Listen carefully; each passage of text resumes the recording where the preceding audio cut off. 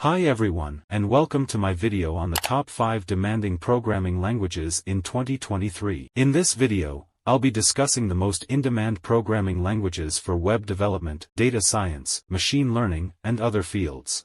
JavaScript. JavaScript is the most popular programming language in the world, and for good reason. It's used to create interactive web pages, as well as mobile apps, games, and other software. JavaScript is also a relatively easy language to learn, making it a great choice for beginners.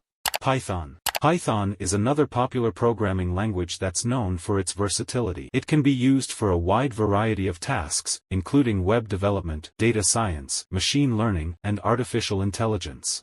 Python is also a very readable language, which makes it easy to learn and maintain.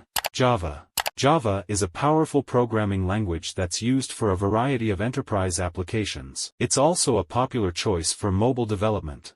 Java is a bit more difficult to learn than JavaScript or Python, but it's a valuable skill to have in your toolkit. C++.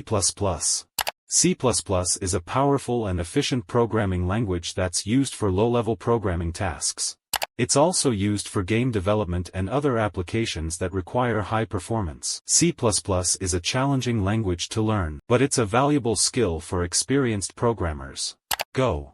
Go is a relatively new programming language that's gaining popularity due to its simplicity and efficiency.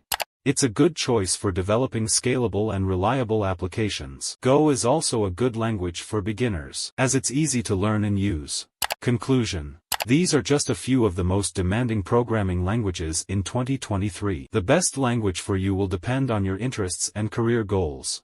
If you're not sure where to start, I recommend learning JavaScript or Python. These languages are versatile and easy to learn, and they'll give you a good foundation for learning other programming languages in the future.